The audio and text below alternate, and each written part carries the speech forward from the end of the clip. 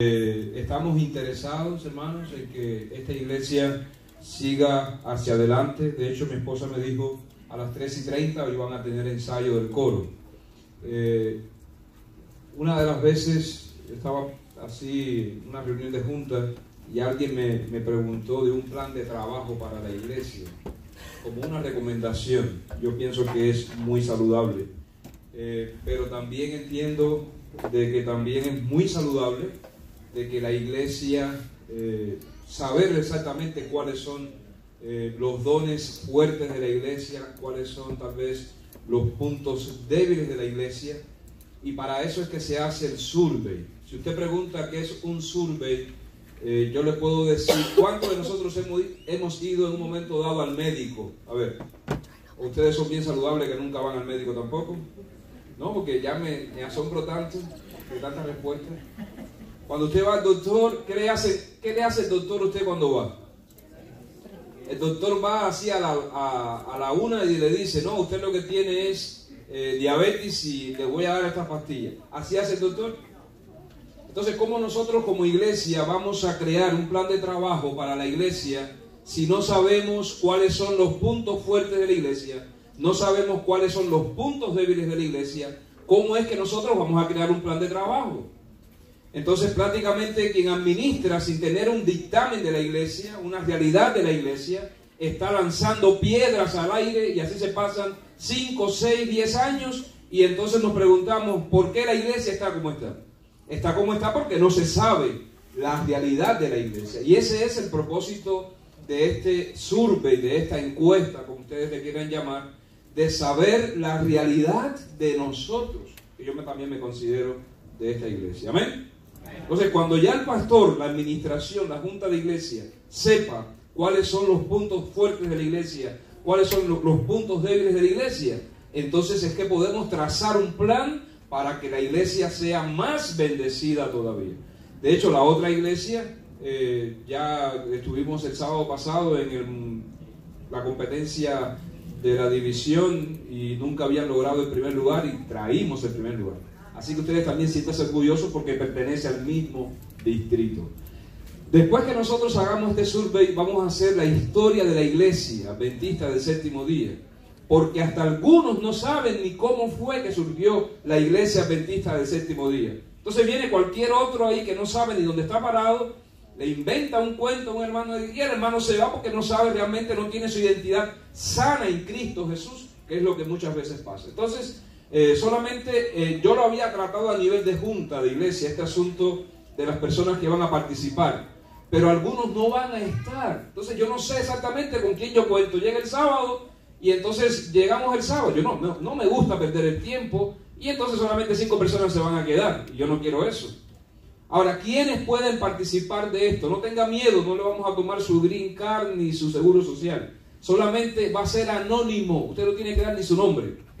Va a ser anónimo, es decir, usted simplemente va a participar de este survey, esta encuesta, o lo que usted le quiera llamar, para reconocer exactamente dónde estamos y hacia dónde Dios nos quiere dirigir. Entonces, aquí yo en la mañana mandé a uno de los diáconos, el hermano Luis, muy amable él, y solamente 5 personas se anotaron.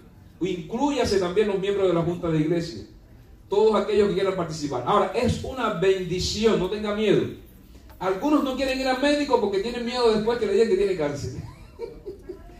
Esto no va a ser así, hermano. Simplemente es saber qué elementos tenemos nosotros como iglesia que Dios quiere glorificarse a través de esos dones y talentos de la iglesia. Entonces, inclúyase también los miembros de junta, porque algunos se me han acercado y me han dicho, pastor, no voy a estar el sábado que viene.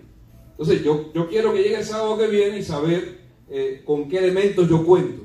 ¿Se entiende esto, hermanos? ¿Tienen alguna pregunta? ¿Tienen algún temor? No sé. Exprésense, hermanos. No se queden callados, hablen, digan. Ahora, si todos lo entendieron, ¿saben a qué nos estamos enfrentando? No le vamos a pedir el seguro social, no le vamos a pedir la cuenta de banco, porque algunos tienen miedo de que le pidan la cuenta de número de banco. Nada de eso, hermanos. Es saber con qué discípulo. Ustedes discípulos, ¿cuántos son discípulos de Cristo? Si usted es discípulo de Cristo y pertenece a su iglesia, vamos a hacerlo, primeramente Dios. Entonces, vamos a pedirle de nuevo, hermano, allí, pásele a los hermanos, ponga allí los miembros de junta también, porque algunos no van a estar el sábado próximo. No todos, pero algunos no van a estar. Yo quiero saber con quién cuento. Nombre, número de teléfono para yo confirmar con usted. ¿Ok? ¿Tienen alguna pregunta, hermanos? ¿Alguna pregunta? Sí. Sí, va a ser de 2 de la tarde en adelante. Son como 2 horas, algo así. De 12 en adelante. De 12 de la tarde. Sí, eso está magnífico. Ahora, si yo soy miembro de esta iglesia, yo voy a poner también allí, me voy a anotar, mi esposa también, mis hijos, hasta mis hijos voy a traer. Yo estaría dispuesto en hacerlo, porque yo quiero saber realmente quién soy yo realmente. Ustedes pónganse allí su nombre, hermano, no, porque el hermano, a no ser que se quede como miembro de la iglesia, que nos gustaría feliz. Véngase para acá, está muy lejos usted para allá, como 8 horas de aquí. No, véngase para acá, hermano. No, la cuenta de banco. Entonces usted ponga su nombre allí y su número de teléfono y es todo. Y vámonos. Y vamos a participar ese sábado. Vamos a comer todos juntos aquí. Vamos a comer todos juntos. Y vamos también después entonces a compartir. No tiene que regresar a casa. La comida va a estar riquísima. Yo se los aseguro. Sí, yo se los aseguro. Va a estar rica porque las hermanas aquí cocinan riquísimo. Bien. Si tiene usted alguna pregunta, usted hable ahorita, hable. Pero si queremos estar conscientes de dónde estamos. Y a partir de dónde estamos es que Dios va a seguir haciendo cosas extraordinarias. Y quiero confirmar esto. Después que nosotros hagamos este survey, en un momento dado, ya sean los sábados, estamos tratando también con Jorge, alguna sociedad de jóvenes, que la iglesia conozca de su historia, cómo se originó la iglesia adventista del séptimo día. Y la iglesia adventista, cuando usted analiza el origen de la iglesia adventista del séptimo día, es un origen divino, hermanos, increíble. Es un origen, ¿qué dije? Divino. Dios mismo en su palabra allí estableció cómo iba a surgir esta iglesia. Entonces, tenemos que hablarle de eso también a la membresía, de que nosotros pertenecemos a la iglesia adventista mundial. Roger estuvo el miércoles pasado hablando con una persona y le decía, aquí en Texas solamente hay 313 iglesias adventistas, solamente en Texas. En Estados Unidos, después les debo el dato, pero si en Texas somos 313 iglesias, congregaciones, imagínense usted lo grande que es esta iglesia. Cuando estábamos allí en Chicago haciendo este evento de la competencia de la Biblia a nivel de división, que son más de 30 países, increíble, hermanos. Allí habían hermanos de Inglaterra, England, y yo, morenos así como yo soy moreno, hablo español pero soy moreno. Y hablaba con ellos y les decía, ¿de dónde ustedes vienen? Claro, se decía en inglés, no se lo decía en español, por favor. ¿De dónde ustedes vienen? Y me decía, de England. Digo, ¿what? Sí, de England.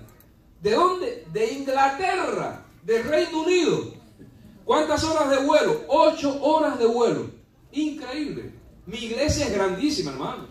Mi iglesia es inmensa porque es Cristo el autor de mi iglesia. Amén. Y dice la palabra, y sobre esta roca, ¿qué pasará? Yo edificaré mi iglesia. La iglesia está fundamentada en Cristo Jesús. Allí usted anótese allí, ponga su nombre y vamos a ver cosas maravillosas. Entonces, el sábado que viene, sí, mi esposa ahí siempre rectificándome. El viernes comenzamos ¿a qué hora? A ver. O sea que el viernes llegamos aquí. El viernes ¿a qué hora vamos a estar aquí, hermanos? 7:30. El pastor Nájera va a estar acá con nosotros y también vamos a tener alguna música bonita para la iglesia. El sábado a partir de las 8:45. ¿A qué hora está empezando la oración, hermana Clementina? 8:45. Ya desde las 8:45, véngase temprano el sábado que viene, hermano. Véngase temprano. La escuela sabática va a estar lindísima. Ya la hermana Jenny me estaba hablando de eso. Va a ser la historia, se va a contar de alguna manera la historia de la iglesia. El pastor Castillo va a tener la lección en general. Y después el pastor Rigachi ya concluiría esa primera parte. Vamos a comer a las 2 de la tarde Entonces vamos a comer después que terminemos el servicio, y a las 2 de la tarde comenzaríamos lo que es conocernos realmente como iglesia, quiénes realmente somos nosotros, qué dones Dios le ha dado a la iglesia, cómo Dios nos ha bendecido. Y entre Daniel y Jorge están haciendo la historia, ¿sí? Están haciendo la historia de la iglesia, y ustedes van a saber cómo se inició la iglesia, quiénes iniciaron la iglesia. Momentos muy alegres van a tener, se van a escuchar, momentos muy tristes también se van a escuchar. Ahora, cuando usted escucha la historia de la iglesia, entonces usted va a decir, si cometimos varios errores en el pasado, ahora no podemos cometerlos de nuevo. Y de eso se trata, hermanos. No vayan a pensar de que esto es así algo casual, eso está bien intencionado, conocer nuestra historia. Y yo tengo un material que es el proceso, procesando el pasado. Porque hay algunos que entienden de que deben enterrar su pasado, y algunos entienden de que el pasado ya no se debe traer a la memoria, porque algunos de alguna manera fueron maltratados, otros fueron violados, otros fueron asaltados, otros pasaron por momentos durísimos, que uno no quiere recordar eso. Sin embargo, la recomendación es que hay cosas que nos enseña el pasado, que eso lo vamos a tratar en un momento dado. Cuando contemos la historia de la iglesia, vamos a hacer una vigilia, y en esa vigilia vamos nosotros como iglesia individualmente a tratar con nuestro pasado y ver que el pasado también puede traer cosas muy importantes para nosotros. No es que ya pasó y ya lo enterré, no se trata de eso. Se trata de lo que Dios nos quiere enseñar a nosotros. Y ese proceso del pasado lo aprendimos también en uno de los cursos que nuestra conferencia ofrece, que se llama Focus Leaders, es decir, un liderazgo centrado, enfocado realmente en Jesús. Qué bonito, la iglesia está respondiendo, amén.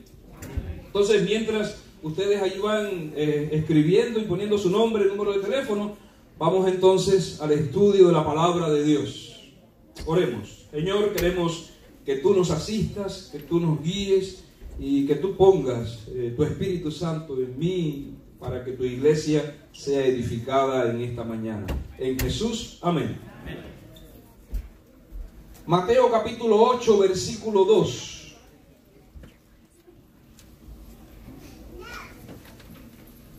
San Mateo capítulo 8, versículo 2. Es el primer libro de ¿qué testamento? A ver, ¿están conmigo? Vamos a leer desde el versículo 1. Mateo capítulo 8, desde el versículo 1. Dice la palabra, ¿ya lo tienen? Digan amén. Amén. Cuando descendió Jesús, ¿de qué lugar dice la Biblia? Del monte. ¿Cuánta gente seguía a Jesús? ¿Poca gente? Mucha gente seguía a Jesús. Y dice, y he aquí, vino ¿quién? A Jesús. Vino un leproso. ¿Y qué hizo este leproso ante Jesús? Dice, se postró ante él. ¿Y qué le dijo el leproso a Jesús? Comienza con una palabra clave. ¿Cómo comienza el leproso con Jesús? Señor, si quieres que puedes limpiar. Puedes limpiar. Jesús, extendiendo la mano, le tocó diciendo, ¿qué le dijo Jesús? Quiero, sé limpio, y al instante su lepra desapareció. Esta historia del leproso no solamente la cuenta Mateo, la historia del leproso también la cuenta Marcos. Y vamos a leer solamente algunos versículos de Marcos 1, 40 al 45. Me encantan los evangelios sinópticos. Se le llaman evangelios sinópticos a los 4 evangelios del Nuevo Testamento: a Mateo, Marcos, Lucas y Juan. ¿Por qué se le llaman evangelios sinópticos? Porque ellos contaron la historia de Jesús desde su perspectiva, si está bien dicha la palabra. Se me olvida el español y no aprendo inglés. Bien, Marcos 1, 40 dice lo siguiente: vino a él ¿quién? un leproso rogándole. ¿Y cómo, de qué manera llegó a Jesús este hombre? Hincada la rodilla le dijo: si quieres, ¿puedes qué? ¿Puedes limpiarme? Y Jesús, teniendo misericordia de él, extendió la mano y le tocó y le dijo, ¿qué le dijo Jesús? Quiero, sé que, sé limpio. Ahora vamos a Lucas. Lucas capítulo 5, versículos 12 al 16. Es interesante cómo estos tres primeros evangelios narran esta historia. Lucas capítulo 5, versículos 12 en adelante. Dice: sucedió que estando él en una de las ciudades, se presentó ¿quién? Un hombre. ¿Y cómo estaba este hombre? ¿Lleno de qué? Lleno de lepra. Y entonces se postró con el rostro en tierra y le rogó diciendo, ¿qué le dijo? Señor, ¿sí qué? Si quieres que puedes limpiarme. ¿Y qué le dijo Jesús? Entonces, extendiendo él la mano, ¿qué hizo Jesús?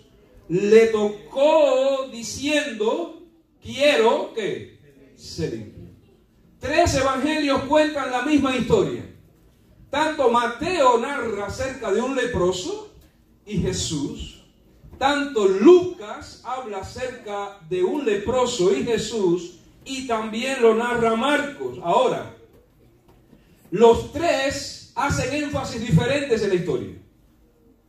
Es decir, cuando nosotros leemos a Mateo, Mateo hace un contexto de dónde viene Jesús y cuántas personas estaban involucradas en ese milagro. Dice que Jesús descendía ¿de qué? Del monte, y había ¿cuántas personas? Mucha gente había allí. Es decir, que no ve una escena en que Cristo estaba solitario con el leproso. No, Mateo dice, Jesús tal vez venía del monte de orar al monte, yo me imagino, y cuando Jesús desciende del monte, había mucha gente, y esta mucha gente yo me pongo a pensar de que eran alrededor de unas 20,000 personas que estaban mirando ese evento, y entonces Mateo da el contexto en el cual Jesucristo hace el milagro. Ahora, Marcos nos dice en la forma en que llegó el hombre leproso. Es decir, dice que el hombre vino ¿cómo? De rodillas, hincado delante de Jesús. Pero la narración que más me gusta a mí, y me perdonan si es mi elección, es la de Lucas. ¿Por qué Lucas? Porque Lucas me dice a mí dos cosas. La condición del leproso. ¿Cómo estaba el leproso? Lucas capítulo 5. ¿Cómo estaba el leproso? Me dice Lucas. ¿Cómo se encontraba el leproso? Lleno. Ahora, cuando Lucas me dice que estaba lleno de lepra, es que no le cabía una lepra más. Desde la cabeza hasta los pies, este hombre estaba lleno de lepra. Pero también me dice Lucas algo lindo, que Cristo arriesgó contaminarse. Escuchen esto. ¿Qué hizo Jesús cuando lo vio? No. Él es leproso. Yo no lo quiero tocar porque se me va a pegar la lepra. Porque la lepra era algo que sí era contagiosa. Y la persona que contraía lepra no solamente era contagiosa, sino que tenía que mostrarse al sacerdote, y el sacerdote entonces lo declaraba limpio o lo declaraba inmundo. Ahora, era horrible que una persona sana le tenía miedo a contraer lepra, porque entonces se entendía que el leproso, la persona que se contagiaba con la enfermedad, recibía el castigo de Dios. Él está recibiendo el dedo de Dios por sus pecados. Y entonces cuando la persona iba al sacerdote porque tenía indicios de lepra, el hombre entonces oraba desde su casa y rogaba al cielo que no fuese declarado leproso. ¿Por qué? Porque cuando el sacerdote le decía, eres declarado leproso, tenía que dejar a la familia si era casado. Imagínense que tenga que dejar a mi esposa. Y no solamente dejarla a ella, sino irte de la casa. Irte de tu casa. Es decir, tenías que dejar a tu esposa, tenías que dejar a tus hijos, tenías que dejar tu hogar, irte fuera de la ciudad. Pero no solamente eso, hermanos. Para nosotros está más fácil ahora.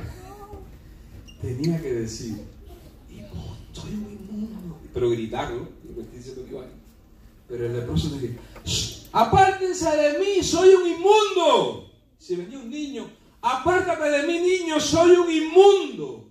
Ahora, yo me pongo a pensar y digo, ¿cómo realmente, hermano, si quiere me lo puede ver, cómo realmente se podía sentir alguien con esta enfermedad? Yo me pongo a pensar, ¿no? ¿Cómo se sentía emocionalmente un leproso? ¿Cómo se sentía internamente en su corazón? ¿Qué experimentaba el leproso? ¿Qué experimentaba el leproso? ¿Rechazo? La gente no quería estar en contacto con un leproso. 2, ¿qué más dijeron por acá? Desprecio. Imagínense, hay cosas más feas que te desprecien. Se siente feo, ¿no? Hermano, yo he llegado con mis compañeros y diríamos de la misma familia, que somos morenos, y hay veces que yo me acerco a un moreno y cuando él me ve, el moreno me ve, se pone contento, dice, tú eres de los míos. Pero cuando yo hablo, dice, tú no eres de nosotros, échate para allá. Así nos trata. Es increíble, hermanos. Y ustedes muchas veces también han pasado lo mismo, que nos ven un poquito más quemaditos que otros, y hay uno que es más blanco, con ojos verdes. Aquí también hay de ojos verdes, entonces cuidado. Pero hay algunos que se creen superiores y nos tratan a nosotros ¿de qué manera? ¿Se siente feo que nos rechacen, hermanos? ¿Se siente lindo que te rechacen o se siente feo? Ahora imagínate el leproso. Que te discriminen. Hay veces que yo digo, ay, ¿cómo quisiera? Yo recuerdo, yo no sé si yo hice la historia. Yo les cuento, las cosas que digo son verdad. Yo en mi casa, cuando yo nací, en el cuarto de mi mamá, había una figura de yeso. ¿Saben lo que es una figura de yeso? Es un artista, hace de yeso una figura, ya sea una mamá o un animalito. Yo he visto, aquí también he visto una figura de yeso, que de hecho lo usan como alcancía. Lo usan como alcancía. Pero mamá tenía en su cuarto, hacia la cabecera, una mamá blanca con un niño en sus brazos. Y yo desde que abrí mis ojos a la realidad, yo veía ese cuadro, diríamos, ese objeto de yeso que emanaba un cuadro, una imagen linda, porque era una mamá blanca tierna. Hay madres, el artista se especializa en dar los rasgos así de la face, de la cara, del rostro de la persona. Y este artista se especializó porque los ojos de esta mujer de yeso, que era pequeña, no era tan grande, eran ojos tiernos, delicados, de alguien que cuidaba a alguien así, y tenía a su bebé blanco en sus brazos, y cada vez que yo dormía con mamá, que yo me despertaba, yo entonces miraba aquel cuadro, aquella figura de yeso, y un día le dije a mamá algo. Mamá, y se lo dije bien, ¿por qué tú no eres como esa mujer blanca?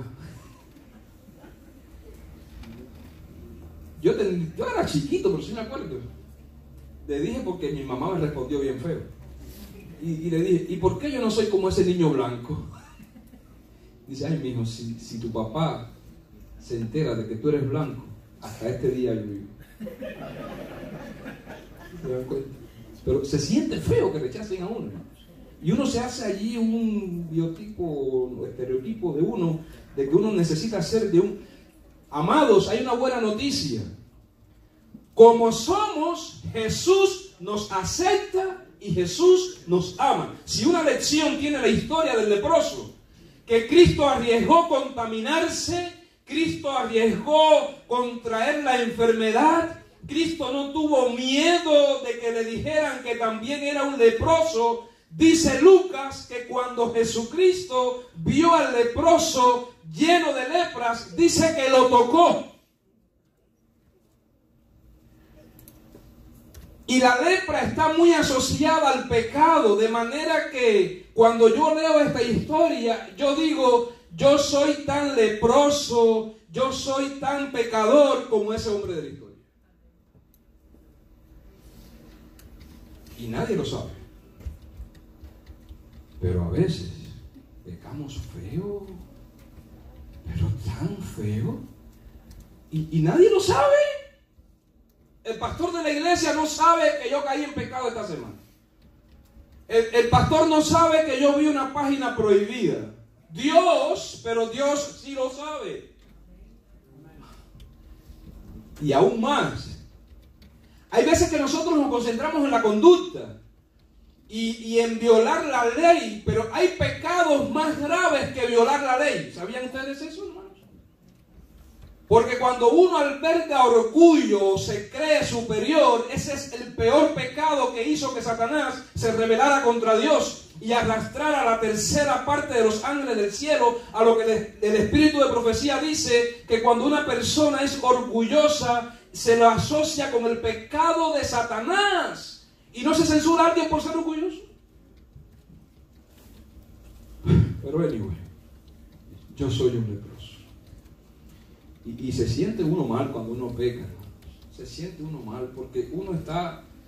¿Qué le pasó a David cuando pecó David? ¿Se acuerdan del pecado de David? Él escribió el Salmo 51 como respuesta, arrepentimiento, porque allí el profeta se le acercó, le hizo la historia de la ovejita, de que él le había quitado a aquel hombre la única ovejita que tenía, y David dijo, qué miserable es el rey, y el profeta tuvo valor de decirle, Natán, tú eres ese hombre, que te acostaste con la mujer de tu mejor hombre, traíste maldición para el pueblo, traíste maldición para la iglesia, traíste maldición para la sociedad, traíste maldición para tu familia, porque adulteraste con la mujer de tu mejor soldado. Eres un miserable, David. Y hermanos, tristemente, aunque el pecado no se ve, pero algunos se toman la licencia de pecar, de traicionar a Jesús, de traicionar a la iglesia, de traer maldición al templo, fornican, adulteran, roban, y después entonces dicen, ¿qué puedo hacer?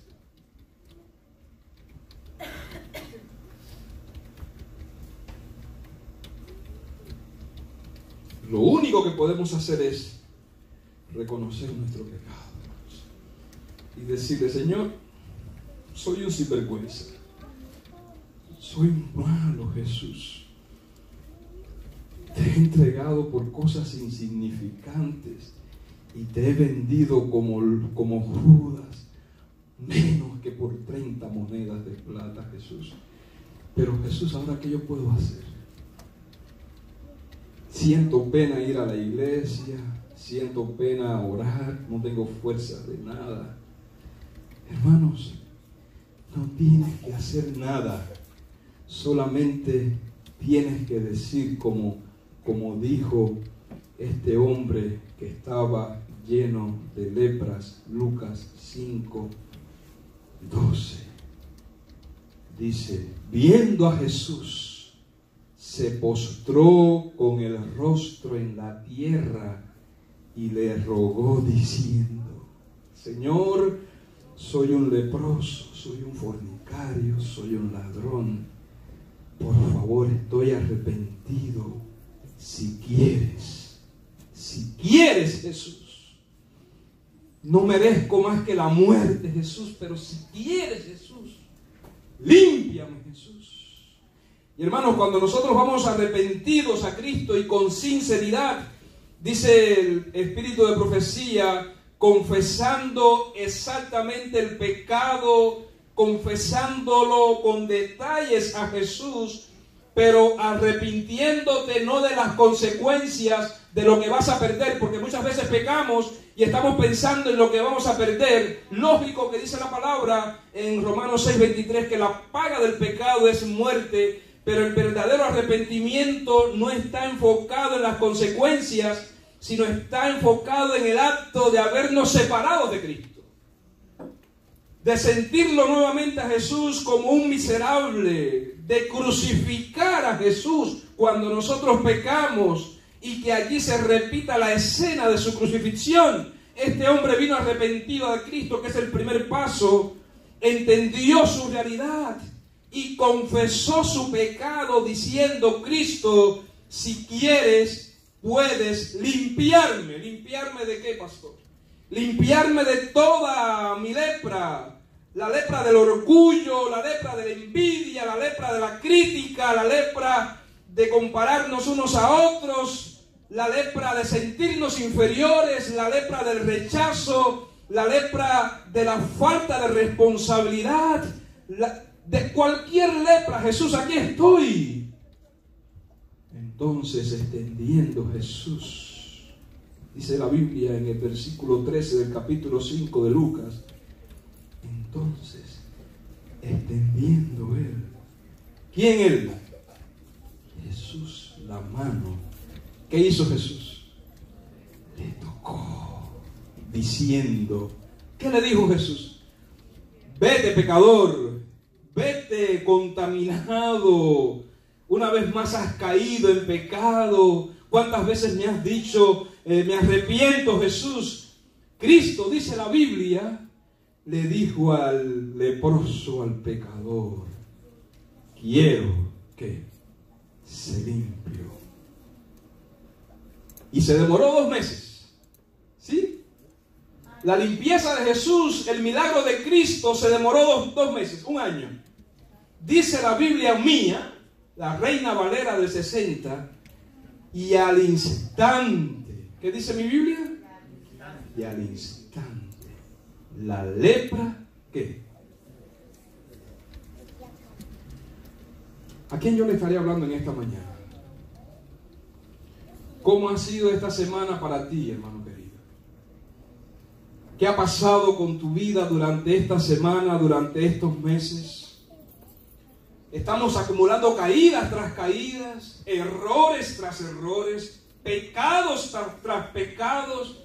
Y aunque venimos a la iglesia porque queremos recibir el perdón de Dios, pero nos sentimos mal porque hay un leproso que se llama Satanás. Él es el verdadero leproso que nos ha contagiado con su lepra y ahora nos tiene en sus redes. Yo te digo a ti en el nombre de Cristo Jesús que tú eres libre si tú te arrepientes, y de veras el arrepentimiento para los hebreos era, si uno iba en esta dirección, el arrepentimiento para los hebreos era dar un giro de 180 grados y decir: ya yo no quiero hacer esas cosas, yo lo he dejado todo atrás. Jesús, yo quiero realmente ser limpio.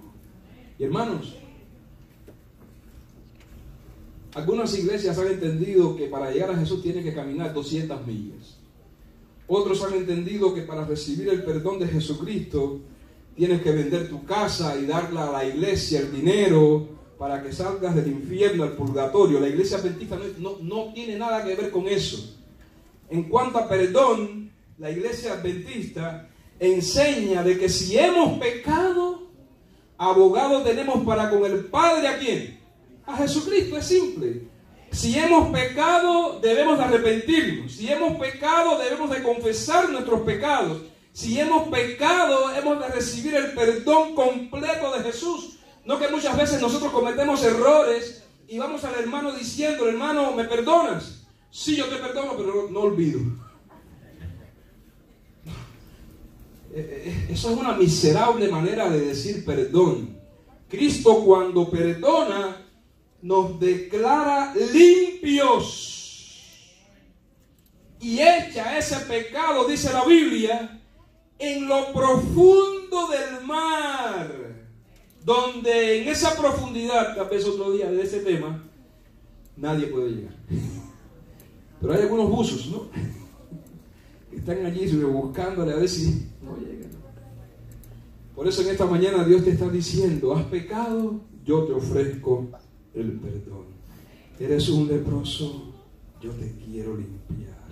Habrá en esta mañana alguien que diga: yo he hecho las cosas mal y he sentido en mi corazón tanto dolor porque le he fallado a Dios, le he fallado a la iglesia, a sus líderes, le he fallado a mi Jesús.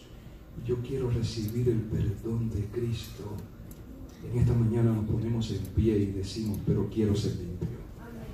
Mientras nosotros escuchemos el canto y meditemos en las palabras de este himno, vamos a pensar en lo profundo de nuestro corazón, en nuestra experiencia con Jesús. Y vamos a decirle: Jesús, yo quiero verte, Jesús. Yo quiero recibir no solamente el toque que recibió este hombre, yo quiero que tú me abraces cuando tú vengas por segunda vez. Pero hay un pecado que todavía no he podido vencer. Yo quiero ser un vencedor en tu nombre, Jesús.